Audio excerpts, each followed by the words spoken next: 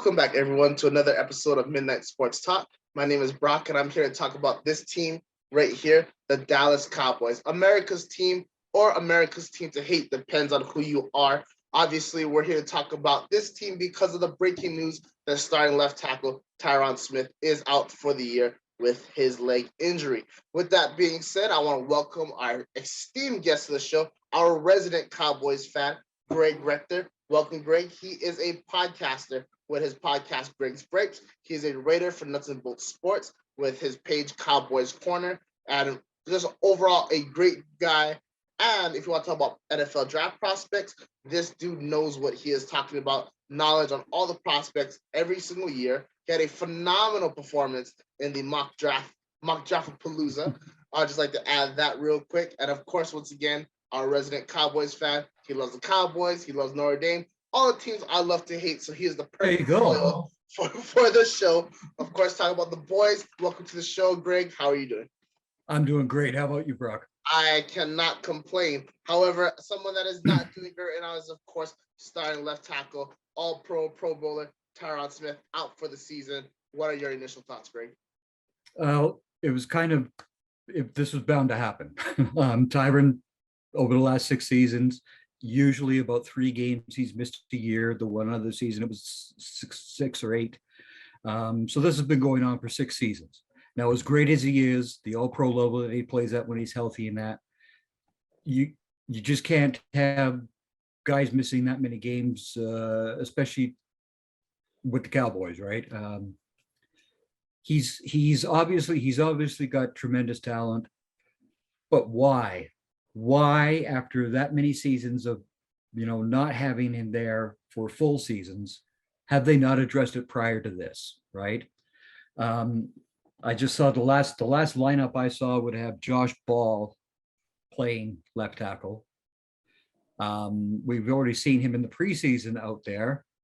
That's scary. The talk is that they'll move Tyler Smith out there instead of putting Smith at guard where he belongs, because as we all know from last year's draft process, sure, you can play left tackle at Tulsa and you can bully some teams, but 16 penalties at left tackle at Tulsa.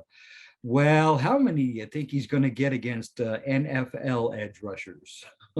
Oh boy. Yes. So that's a scary thought. Yeah, and absolutely.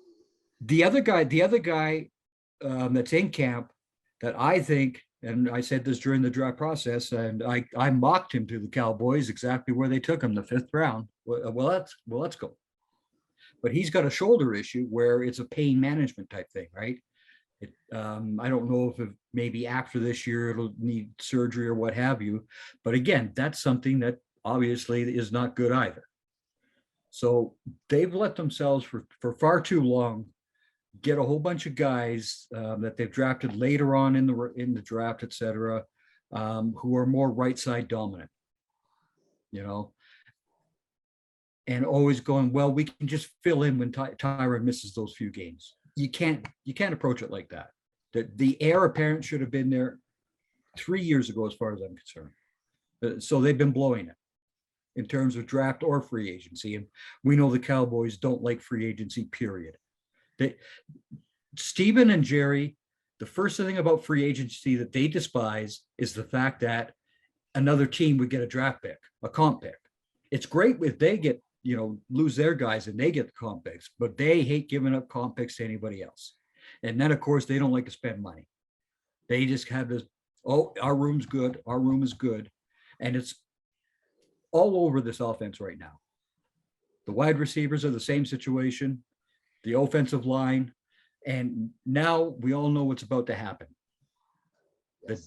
The Dak haters are going to come out in full force.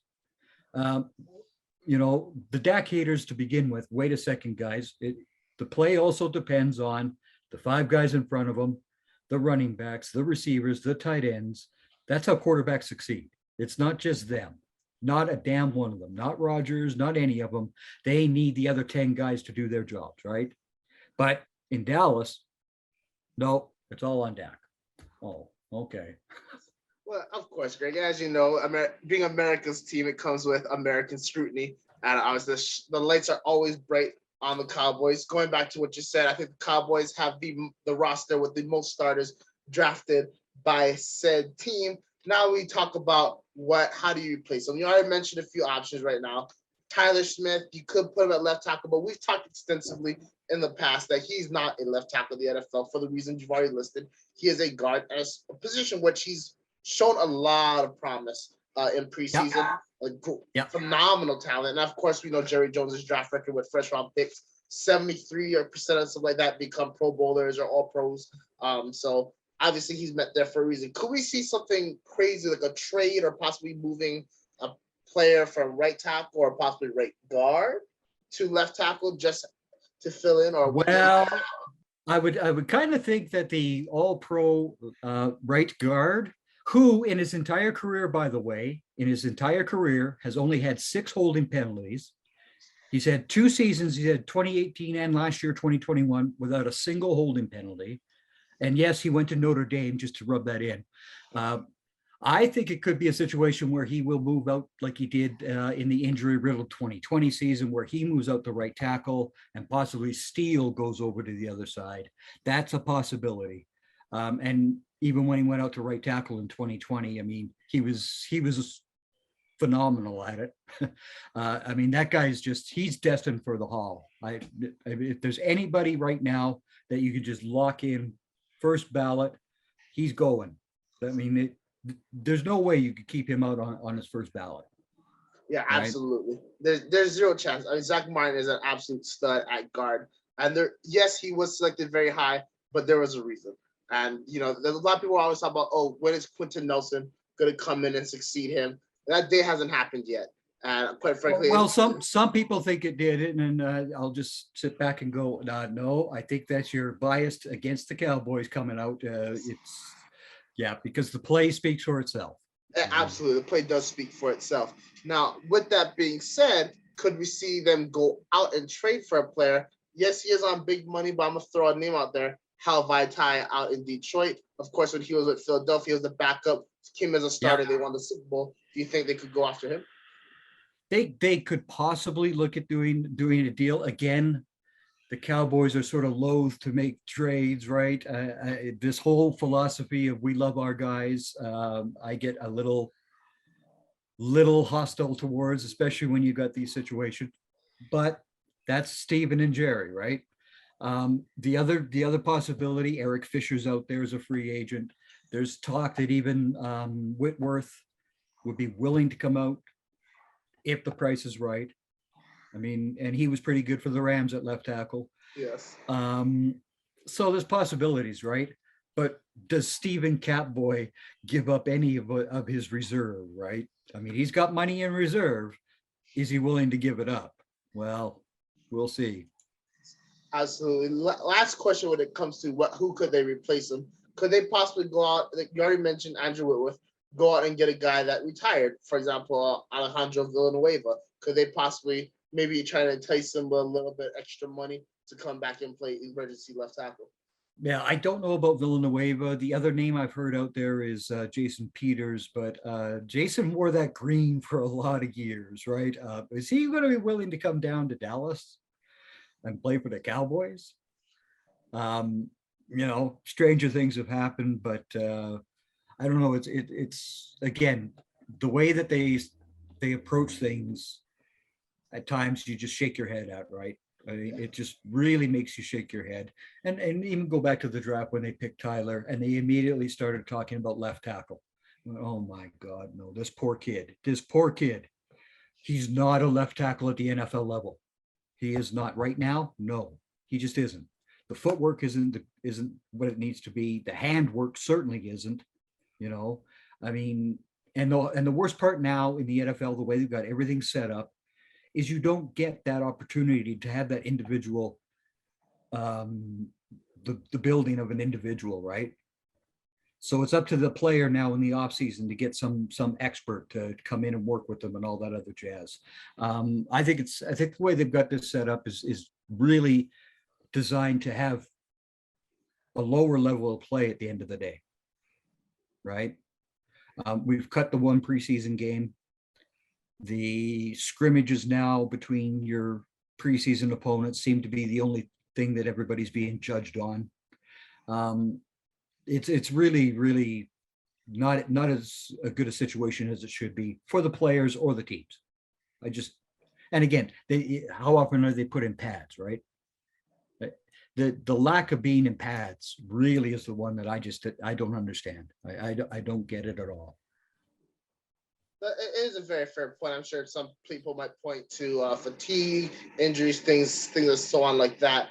But you do make an excellent point, and obviously there's a tremendous amount of pressure on first-round picks to come in and perform immediately. Just picks in general, but especially first-rounders. Yeah, I think that these guys are obviously, since they're high, they're NFL ready. When we see that's not the case for so many reasons. well, and not just that. I mean, that whole process this year for the draft, right? How many times did somebody like myself, Jeff and Bill and other guys, we all kept saying the same thing.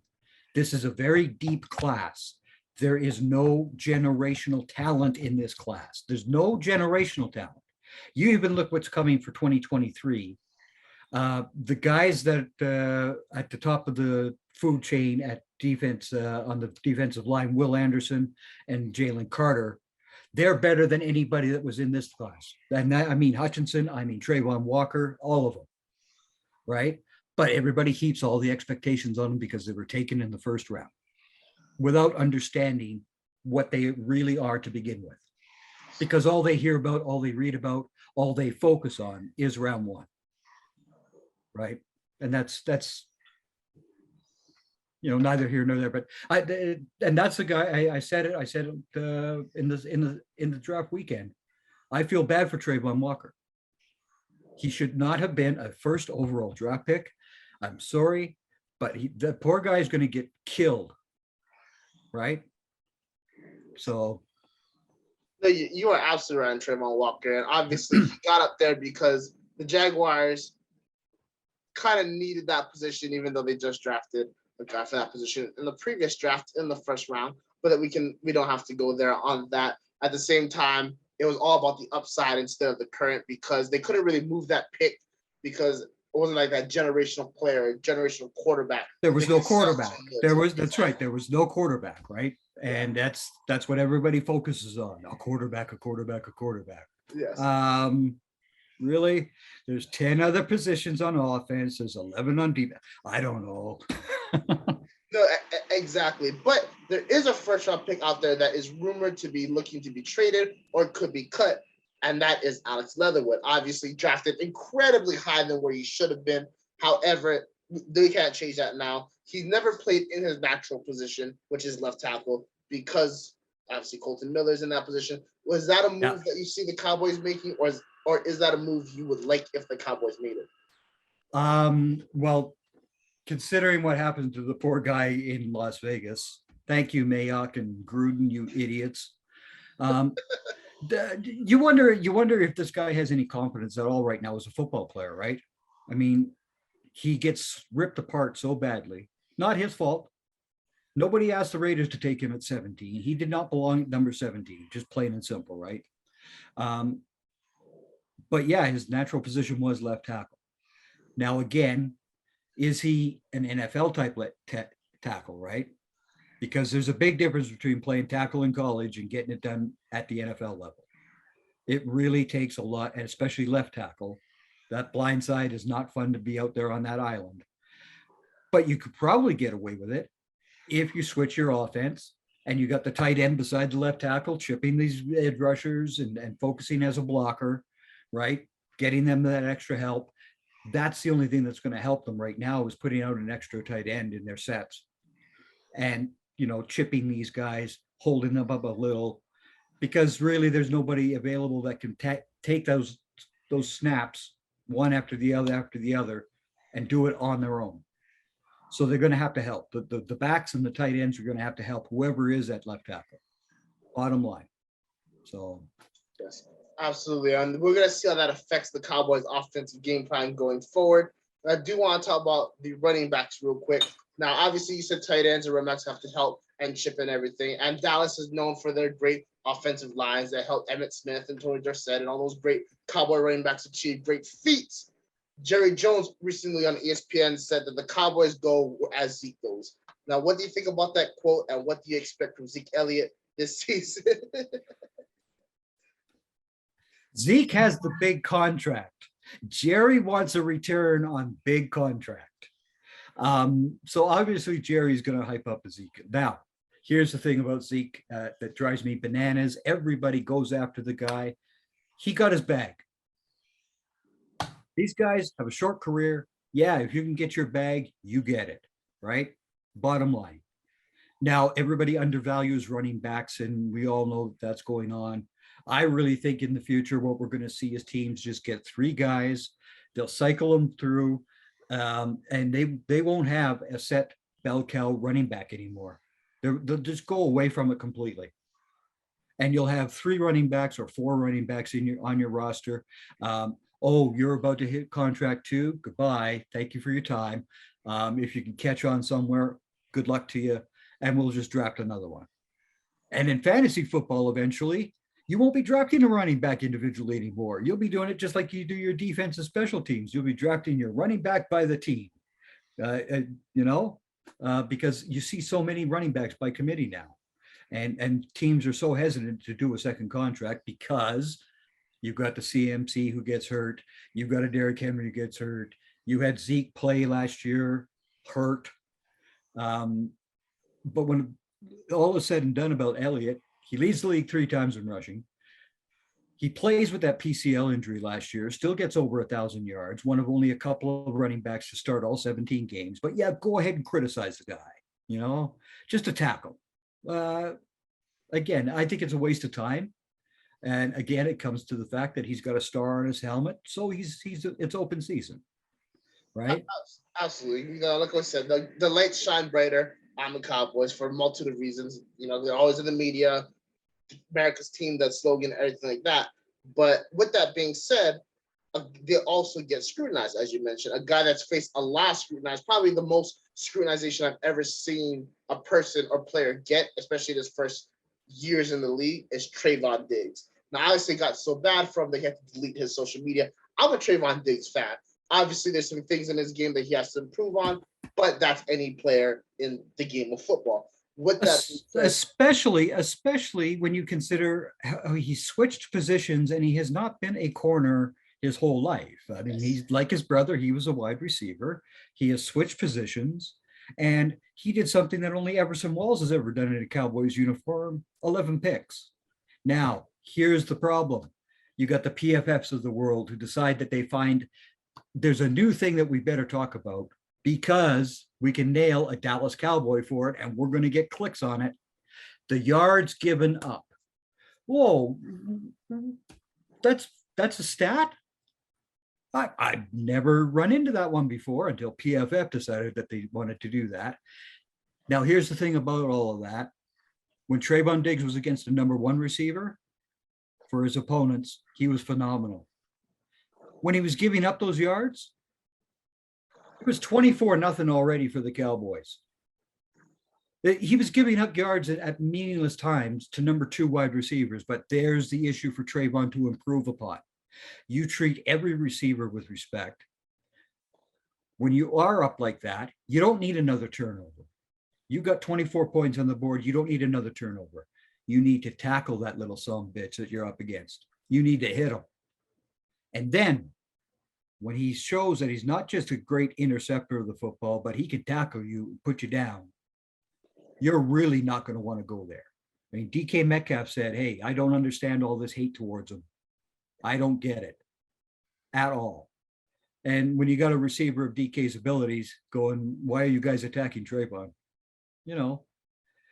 Again, the scrutiny. He plays in Dallas.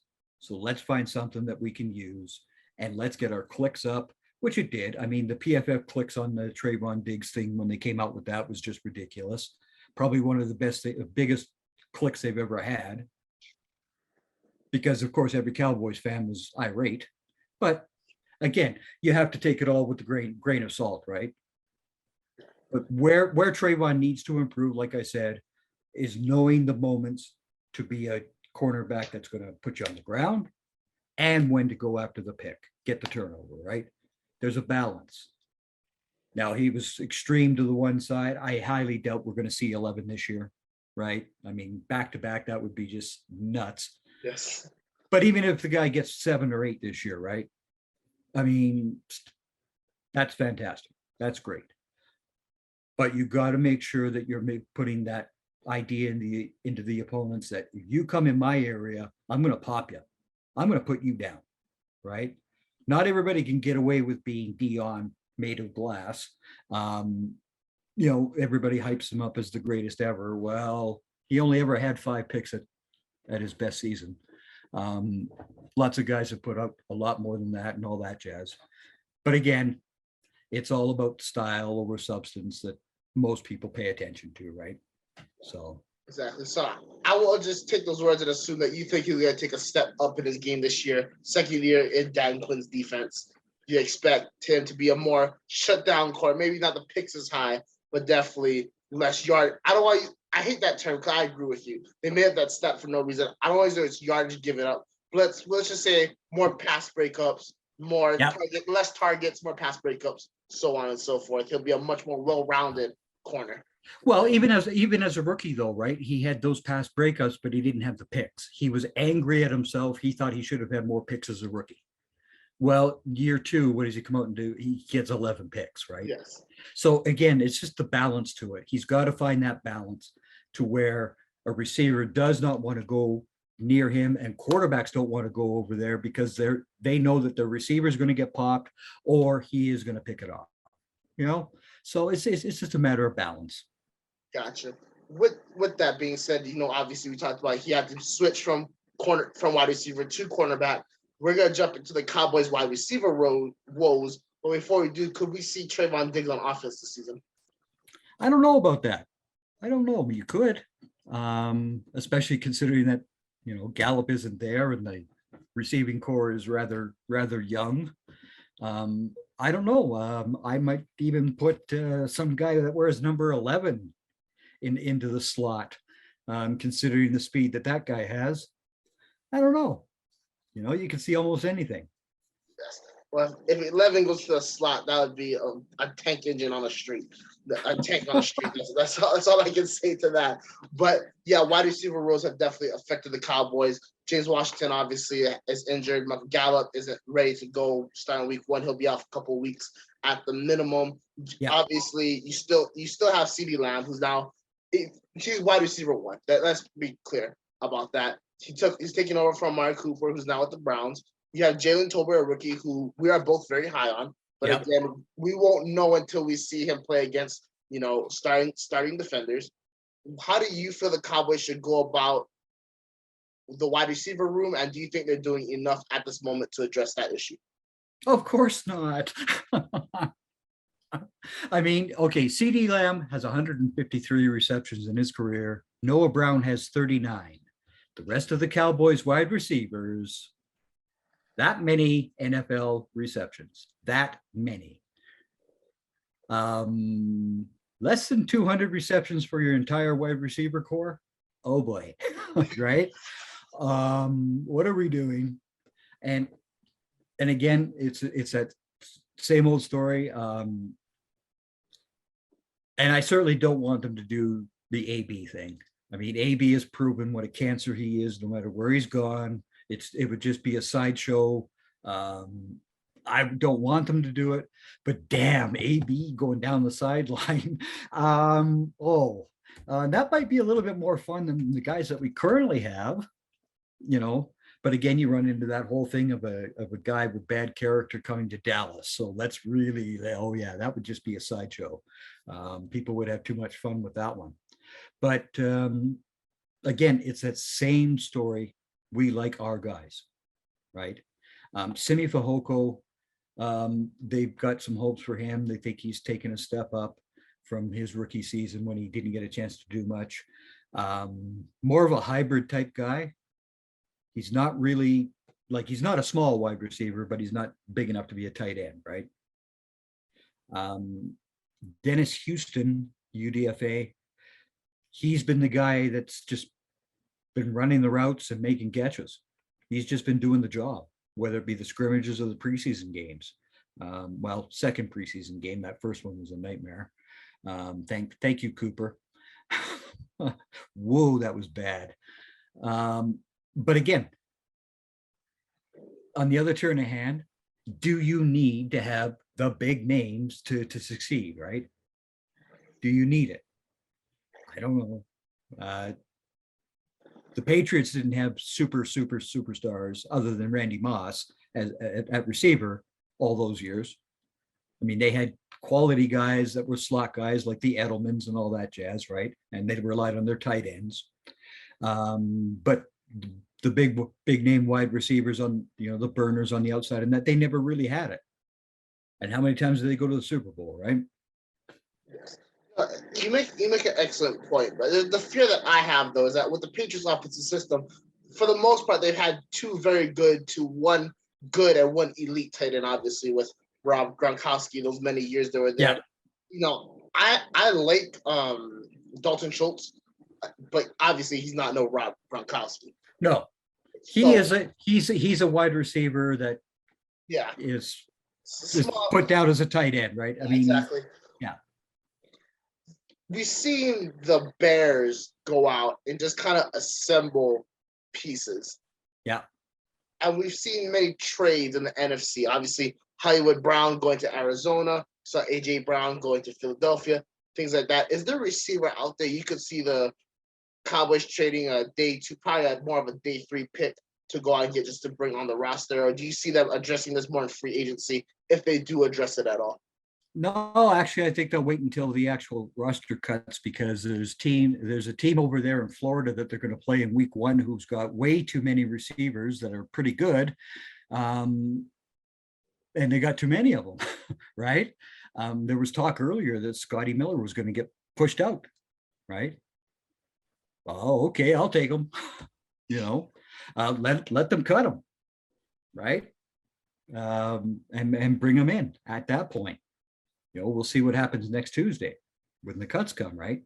Yeah. And that's, I think that's what they're waiting for. Because what's really out there isn't that much out there in terms of receiving talent, right? There's age. There's guys that play the slot. Well, the Cowboys have slot receivers already. They need somebody that can go to the outside. They need somebody that can go down the field, outside of CD, right? So that's what they're missing. And I think that's what they'll be looking for. I think Will McClay and his boys in the pro scouting department, that's what they're scouring.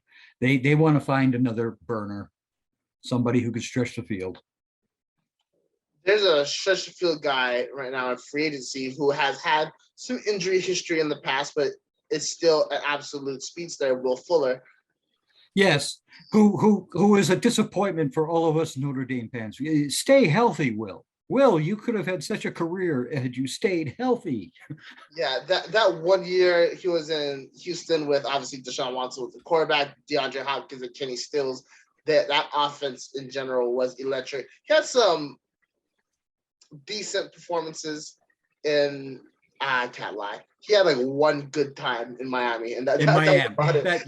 I tried to be nice. I'm not nice. I'm not nice. You know me. I tried to be nice and just sounded not real and not genuine. Yeah, he had like one good day in Miami, and that turned out to be a disaster. Another guy that had one good day is John Ross.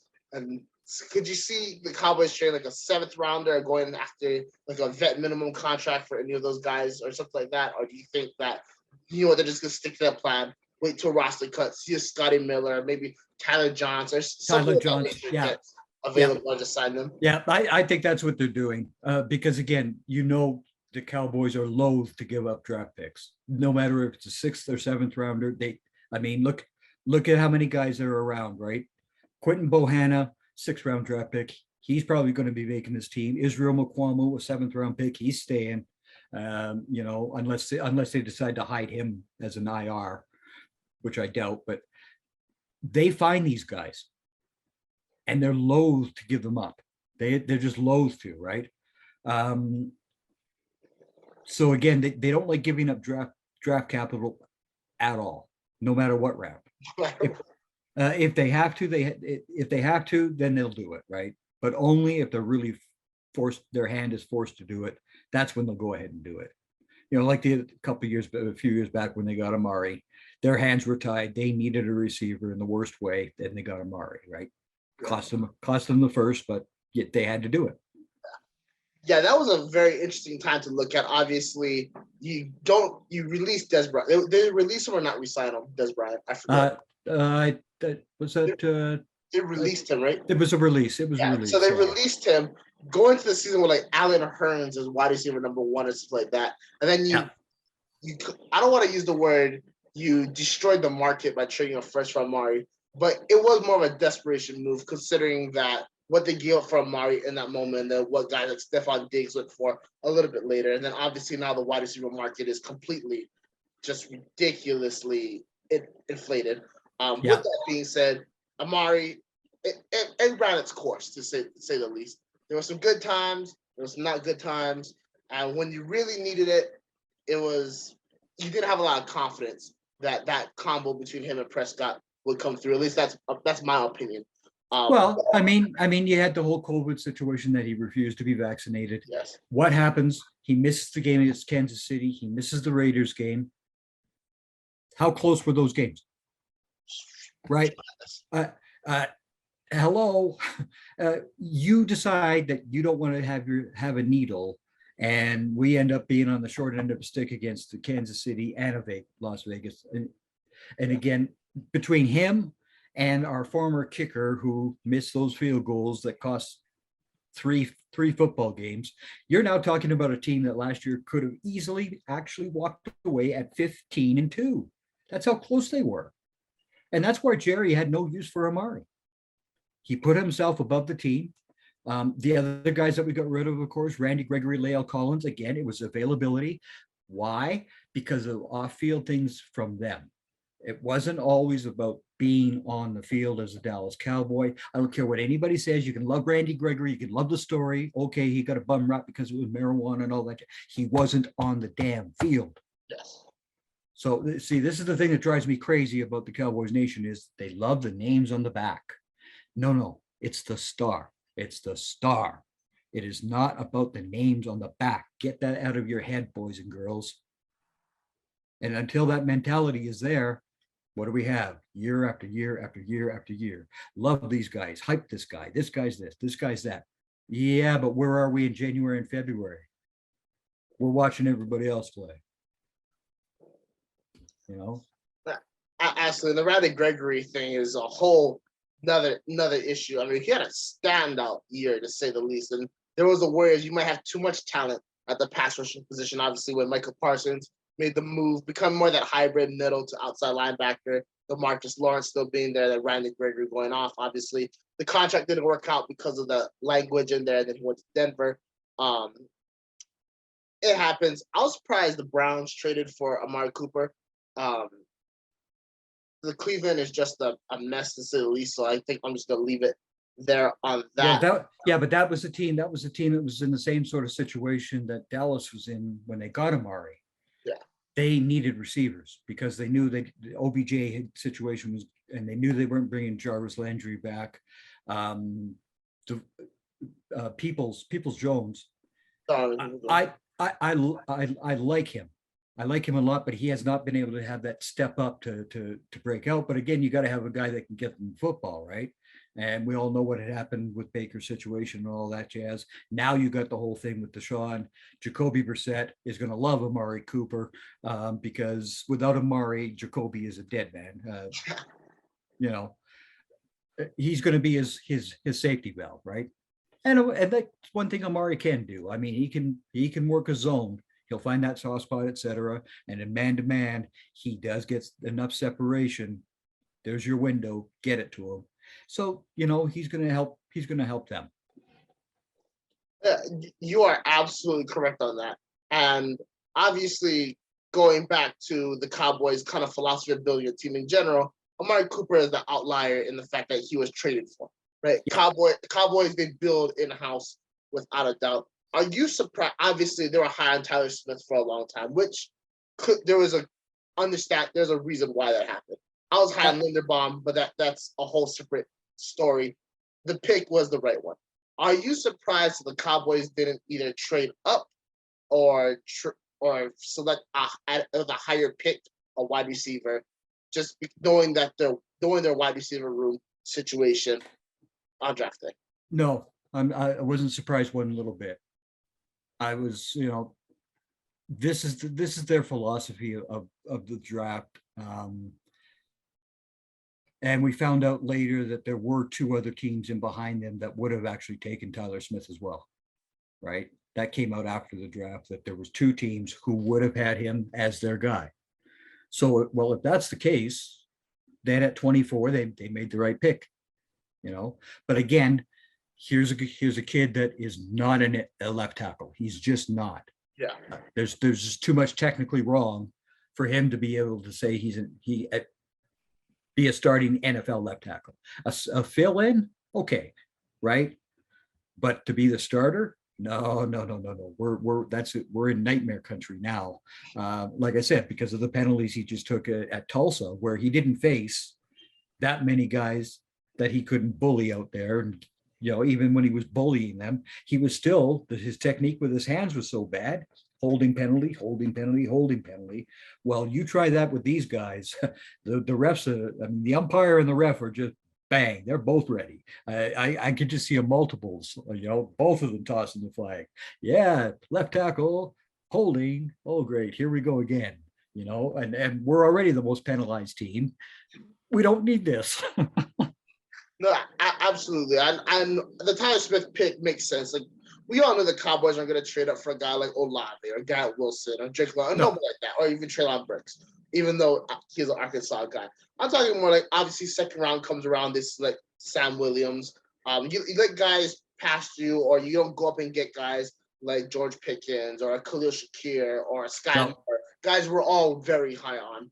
Like, why do you think that is? And do you wish that the Cowboys did get another wide receiver besides Jalen Tolbert, even though before then they did have James Washington healthy on the roster? Well, it would have been nice, but again, they look at things differently. They have Simi Fehoko coming, right? And that was their thing. They've got Simi. Okay, they've got Noah. And Noah Brown, in his limited usage, has looked pretty good at times, right? But can he do it consistently? That's going to be tested real quick here. And again, it's that philosophy of loving their own guys. And I think they take it too far. Just as many people say the Rams destroy the salary cap too far and all that other jazz, right? Well, the Cowboys, they love their own guys, and sometimes to the detriment. And that's just the way they are. That's the organization. It's what Steven and Jerry do. I may not agree with it, but they own it. I don't, right? I would personally have already been. I would have brought in that tackle, left tackle, swing tackle, what have you. Not Ty Nsekhe that they had for a couple of years. There was other guys available, and here we get Ty Nsekhe already at 35 years old, blah, blah, blah. There was other people available over the years. Absolutely. And a guy I was very surprised that the Cowboys didn't go after was Abraham Lucas out of Washington State. Obviously a pure right tackle. I mean, he could probably play on the left, but just giving you the kind of versatility with such a young monster that would have been available later past the first round. That was just a guy I want to mention real quick. But obviously, they drafted a lot of great rookies. We already talked about Tyler Smith extensively. You and I are both very high on him. He's going to be a great guard for a very long time, as long as he stays healthy. We briefly mentioned Sam Williams, Jalen Tolbert, and the rest of the crew. What rookies in general do you like, and do you expect big performances out of in 2022? I'm not expecting huge performances out of Sam Williams. I mean, you've got Dorrance Armstrong over there who's ahead of him. They've got Dante Fowler who's going to be ahead of. It's all going to be situational for Sam. He shows that burst though, that he does have that ability. That he's shown different moves. That's all good. Let him learn, right? This is his learning season. I think he'll be all right there. The guy that's really out of all the rookies, Deron Bland has just really impressed me. 5th round pick, Fresno State at corner. I think he's completely outplayed the two 2021 picks in Calvin Joseph and Deshaun Wright. I think he's completely outplayed them from training camp through the scrimmages, the preseason games. So I've been really impressed with him. All right, yeah, absolutely. And realistic for me, there's not any rookies I can say, yeah, they're going to be a standout performer in week one, besides probably Tyler Smith, because they're just not put in that position at that moment. Probably Jalen Tolbert will probably be highest on the list because he'll be forced into action due to the depth of wide receiver right now. You make an excellent point that at the DN position for the Dallas Cowboys, there is a tremendous amount of depth. Obviously, DeMarcus Lawrence. Well, there's so much so that Chauncey Golston has beefed right up and he's playing inside. Like he's put on 15 pounds and he's going inside. Yeah. And now you've got the two wrestlers. You've got Odigizua and Golston. They both grew up as wrestlers, right? So they understand leverage. And I think Osa is going to be the guy that obviously can give you a little bit more pass rush at the end of the day. But the leverage that those guys understand how to use, it's going to help them. And so far, fingers crossed, they've looked pretty damn good against the run in the preseason, even on the inside. I mean, there's been the bugaboo. For as good as that defense played for so much of last year, in the last 10 games that they played, they went and boosted right back up to giving up 130 yards a game on the ground. You can't do that. It gives the team, the opponent, the football for too long, and all those other things, right? They've got to get it to 90 yards, 80 yards. They have got to clamp down on opposing running, period. And it will make the rest of that defense a whole lot tougher. A whole lot tougher, because you saw what they did last year. They 34 turnovers total, all that jazz. They could get the football from you. But you've got to stop the run. I mean, absolutely. If you look at the Cowboys schedule for 2021, the question mark losses are against teams that could run the football. The biggest one want to bring up is Denver, right? Because I was expecting an absolute shut door, easy victory, and Denver comes in and absolutely annihilates the Cowboys behind just who? Javonte Williams. Yeah, but I was ready. Because, I do a preview every week for the Cowboys, and I did the Denver game. I watched the Denver game. I said, no, this is supposed to happen next week. I was all ready for the typical Dallas bad game that they show up with every year, especially at home, the week after the Denver game. I wasn't expecting the Denver game. No. Yeah. It was just that was a shocker, to say the least. And obviously, with a revamped Dallas defense, stopping that run is going to be critical to squeeze out more wins. Another person to be critical is the new wonder boy, the golden child of Dallas Cowboys defense, and that is Michael Parsons. Obviously, usage in multiple positions last year, Mike linebacker, outside linebacker, even a little bit at end as well as a straight pass rusher. How do you see his usage being this year? And come on now, you missed out on the 25 snaps he took as a corner too.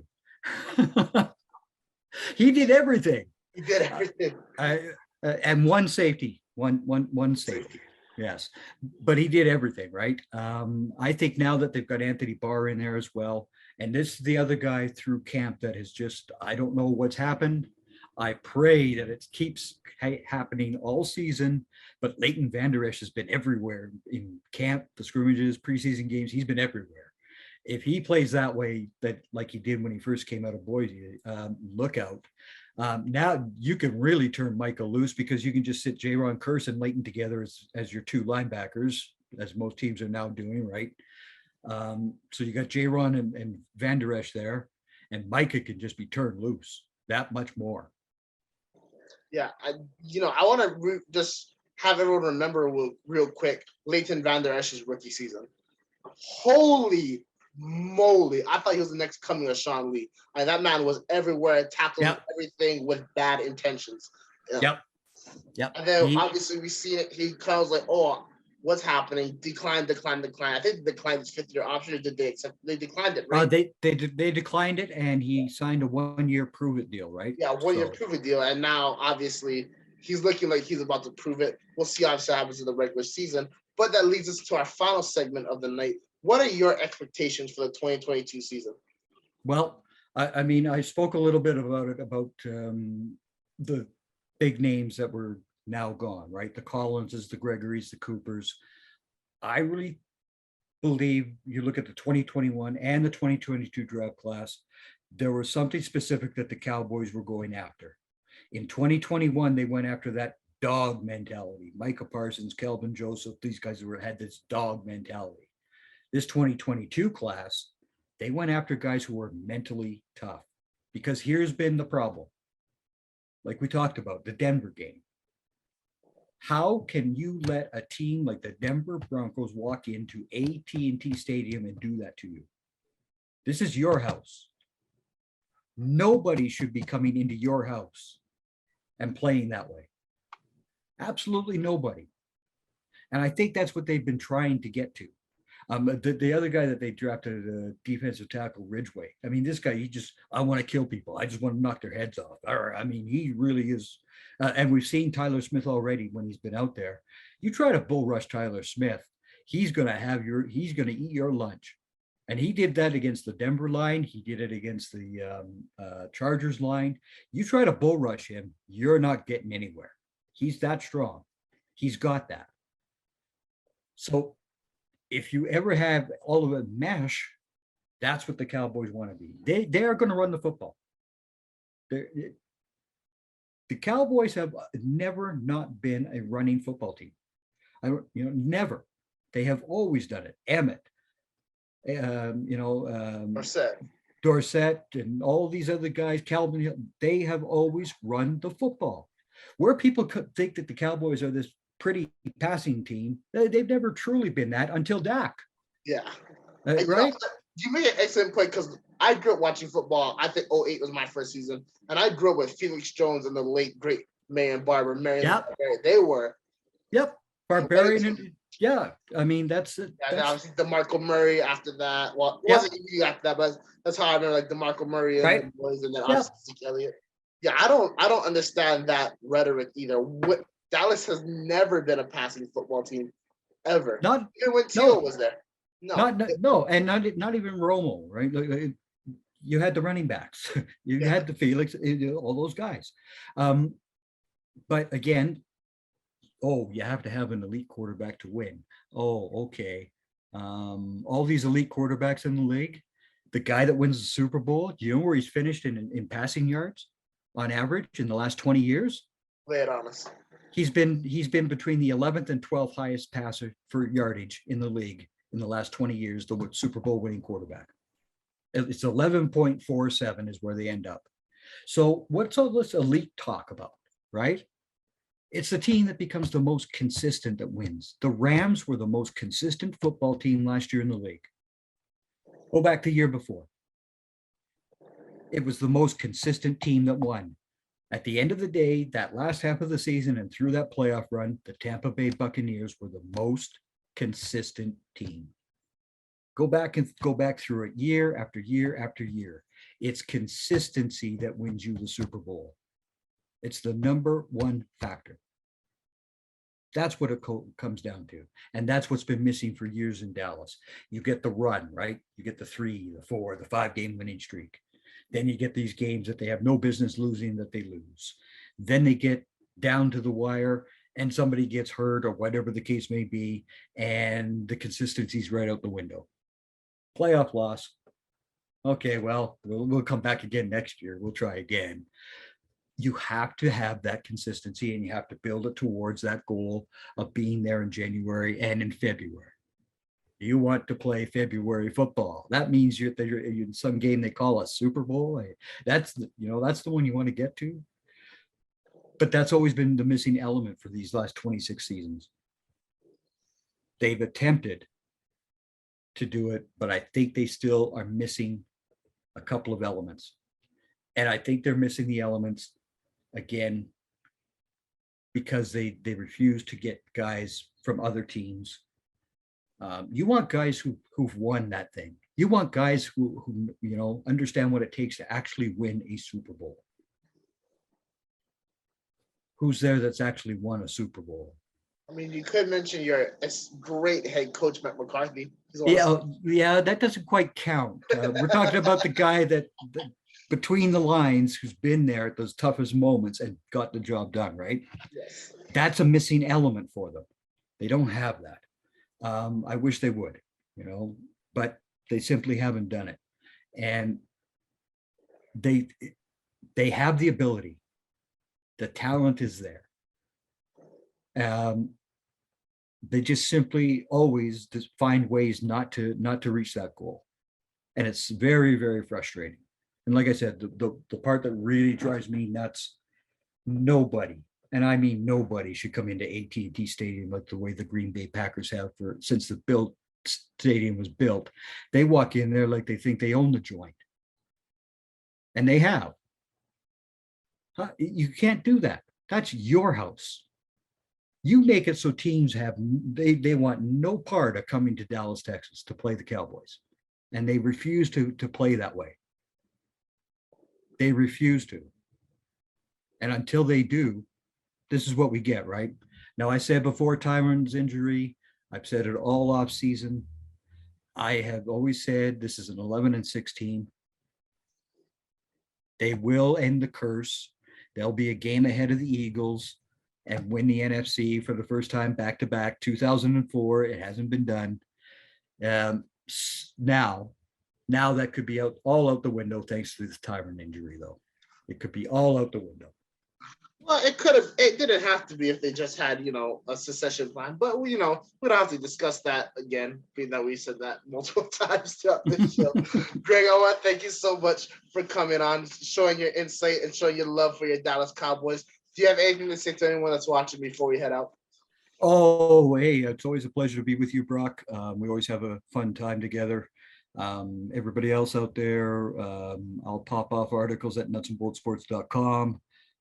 Cowboys related, sometimes because I am above the 49th parallel up here in, no, we don't live in igloos, but Canada.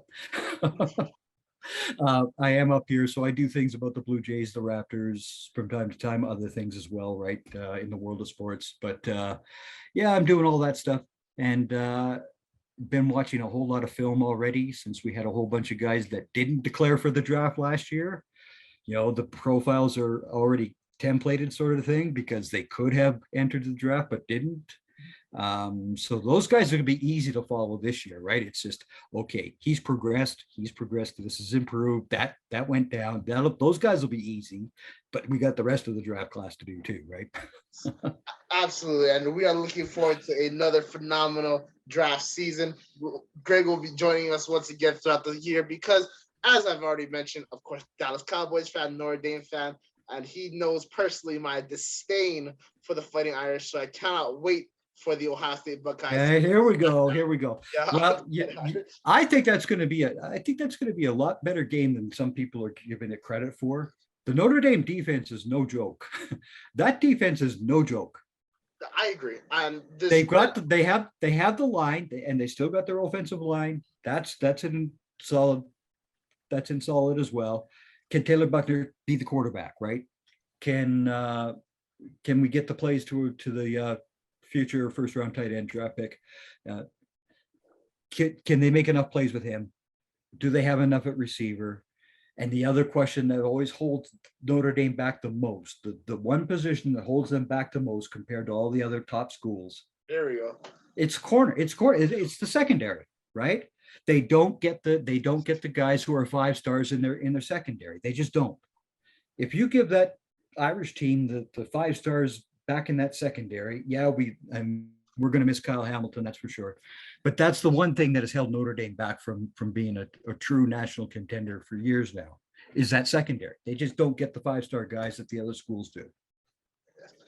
Absolutely. I do believe that will change under Marcus Freeman, that man is injecting a brand new culture, a culture I love. You already mentioned Michael Mayer. Ohio State's run defense was horrific last year. And guess what Notre Dame's strength is their offensive line. I think that game will be a lot closer than people think. I think Notre Dame will cover the spread. I think it's like 14 points right now.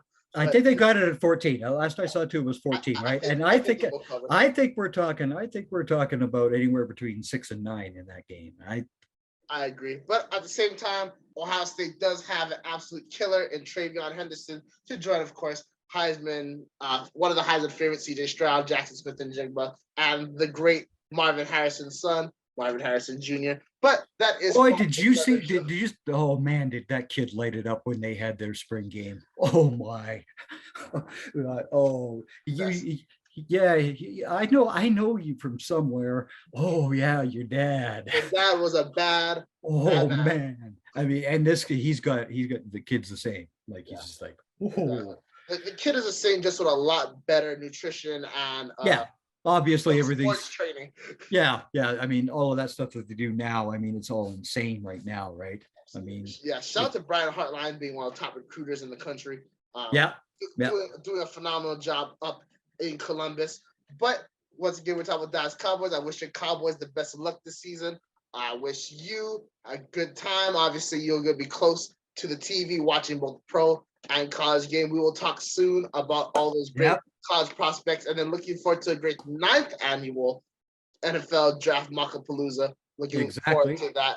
Till next time, Greg. Thank you so much for watching. Thank you so much to everybody else for watching. Take care.